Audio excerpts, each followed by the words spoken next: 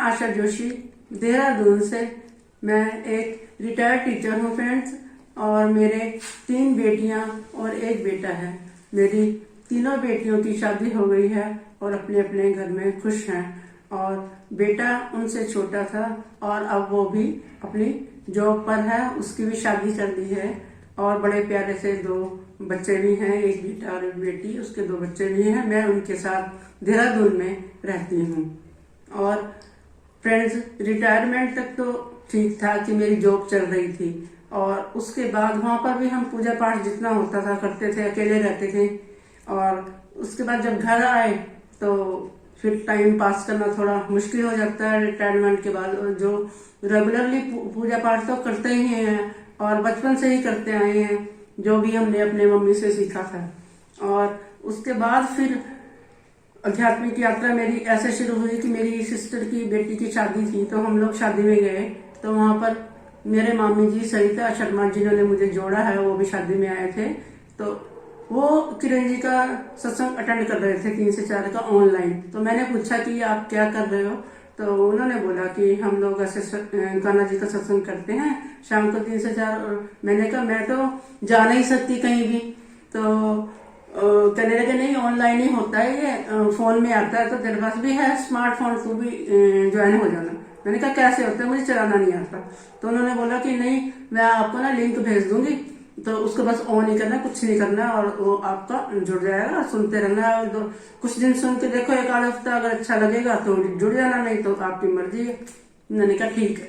तो उन्होंने मुझे लिंक भेजते रहे, मैं फिर 5-6 दिन से मैंने सुना, और उसके बाद तो मुझे ऐसी लगन लगी कि अगर घड़ी देखती रहती थी कब 3 बजे और कब मैं सत्संग शुरू करूं और सुनूं।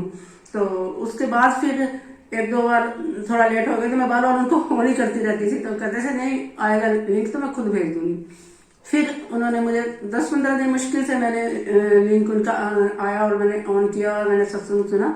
उसके बाद फिर उन्होंने बोला कि मैं किरण जी को बोलती हूँ, आपको ऐड कर देंगे तुम्हें। तो मैंने कहा ठीक है। मैंने कहा सीधा लिंक आ जाएगा, फिर मेरे को वेट नहीं करनी पड़ेगी। और फिर भी मेरी यही बात थी, मैंने कहा कब 3 बजे, कब किरण जी लिंक भेजें और सत्संग शुरू हो। ऐसे मतलब जैसे एक एडिक्शन सी हो गई थी मुझे। तो मैंने कहा चल, कहते हैं ना कि डूबते को तिनके का सहारा होता है, वो हिसाब मेरा हो गया था। मैं परेशान थी, चल फिर नहीं सकती थी कहीं, और बाहर अच्छी बुरी जगह कहीं नहीं जा सकती थी, मैं मंदिर भी नहीं जा पाती थी। तो घर में जितनी पूजा पाठ होती थी वही करती थी मैं फ्रेंड्स। तो ईश्वर ने मेरी बैठे बैठे सुनी है। चलो, ये भी कहते हैं कोई कर्मों का लेखा होता है, जो कि भगवान या कोई भी साधन बनता है हमारा, जो कि हमें अच्छे रास्ते पर चलने का मौका मिलता है। तो इस प्रकार से मैं इस गोलोक एक्सप्रेस से जुड़ी, और किरण जी का सत्संग मैं अटेंड करती रही। 2-3 महीने हुए, तो 3 महीने के बाद भी रेगुलर रही। मैं शुरू से ही मेरी आदत है कि कुछ काम करने तो रेगुलरिटी तो रहती ही है मेरी। तो उन्होंने कहा कि चलो आपको मैं दूसरे ग्रुप से जोड़ती हूँ। तो मैंने कहा ठीक है। तो शाम को फिर उन्होंने मुझे, थर्सडे को होता है निखिल जी का, थर्सडे फ्राइडे को 2 दिन होता है हफ्ते में, और उसमें 5 से 6 के सत्संग में जोड़ा। तो वहां पर भी मैं रेगुलरिटी से करती रही वो सत्संग भी। तो इस प्रकार से मैं इस गोलोक एक्सप्रेस से जुड़ी हूँ फ्रेंड्स। और इस सत्संग से जुड़कर मुझे इतना अच्छा लगा कि मतलब मैं सारे अपने पिछले दुख दर्द सब भूल गई, और इसी में ही खोई रहती हूँ। और इतना अच्छा लगता है कि इतनी इंस्पिरेशन मिलती है, और इतना प्यार मिलता है, और बहुत ही ज्यादा मतलब हमें रिव्यू देने का भी समय मिलता है कि हम दे सकते हैं कि हमने क्या सीखा है। फ्रेंड्स, मैं इस सत्संग से जुड़ने से पहले भी भगवत गीता तो करते थे, पर उसका कोई मीनिंग इतना नहीं मालूम था हमें। और उसके लिए हमारा ये विचार था कि जब कोई व्यक्ति प्राण छोड़ता है तो उसके लिए पढ़ी जाती है, तो वह वैकुंठ धाम को जाता है। तो ऐसा कुछ नहीं है, हम कभी भी भगवत गीता को पढ़ सकते हैं। और उसके द्वारा हमारे पढ़ने से मतलब, पहले मैं भी यही करती थी कि रामायण वगैरह का पाठ करते थे और व्रत कथा वगैरह करते थे, बट भगवत गीता को रेगुलरली कभी भी नहीं पढ़ा था हमने।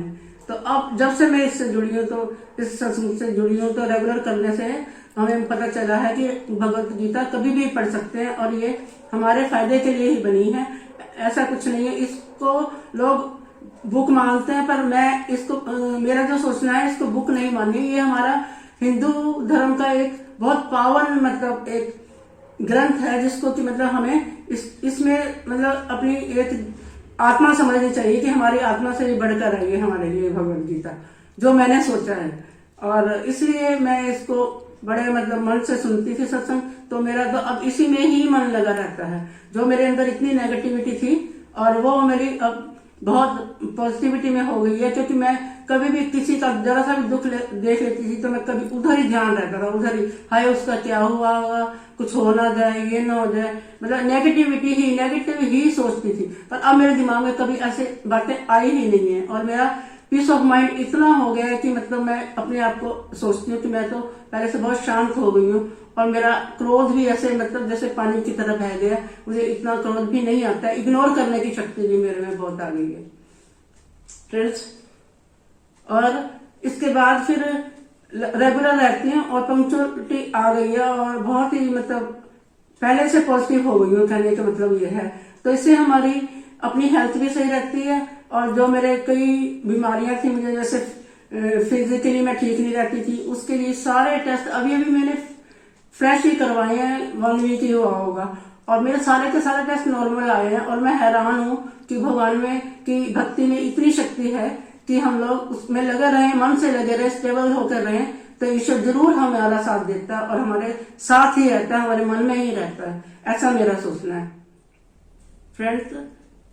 आरती तो हम पहले भी करते थे, पर यहाँ पर आरती का मीनिंग बहुत अच्छे से हमने समझा है और कैसे आरती करनी है। और उसी के साथ भी सारा दिन मेरा कान्हा जी के साथ ही जाता है, क्योंकि कैसे उनका भोग लगाना है, कैसे उनको नहलाना है, उनकी ड्रेस चेंज करना। और कार्तिक मास में भी मैं एकादशी के व्रत तब से करती हूँ, पहले से करती हूँ और उसमें भी कैसे हमने अपनी चैंटिंग को बढ़ाना है, ये भी सीखा है इस सत्संग में आकर, जो कि रेगुलर ही हम बढ़ाते रहते हैं। और कोशिश करती हूँ कि एकादशी के दिन अधिक से अधिक माला कर सकूं, और क्योंकि उसका अधिक से अधिक हमें फल मिलता है। तो इस प्रकार से मैं अपने प्यारे डिवोटीज को भी यही कहना चाहूंगी कि आप भी यही कोशिश रखो कि आपका अधिक से अधिक चैंटिंग में मन लगे और अधिक से अधिक हम व्रत का पालन कर सकें और कान्हा जी की सेवा अच्छे से कर सकें, वो जो कि हमें आगे जाकर उसका फल मिलना है और हम अपनी आगे की जो सत्संग सेवा और साधना को बढ़ाकर अपना जीवन सफल कर सकें। हरी हरी बोल जी, हरी हरी बोल। और इसके साथ ही मैं अपने मेंटर्स का किरण जी, नितिन जी, निखिल जी और भी सारे जितने भी गोलोक एक्सप्रेस की टीम है और सारे मेंटर्स हैं, सबको मैं हमेशा के लिए उनकी मैं आभारी रहूंगी और उनका तहे दिल से ही धन्यवाद करती हूँ कि मुझे इतना अच्छा प्लेटफॉर्म दिया है। हरी हरी बोल जी, हरी हरी बोल। न शस्त्र पर, न शास्त्र पर और ना ही धन पर और ना किसी युक्ति पर, मेरा जीवन तो आश्रित है प्रभु केवल और केवल आपकी कृपा शक्ति पर। हरी हरी बोल जी, हरी हरी बोल।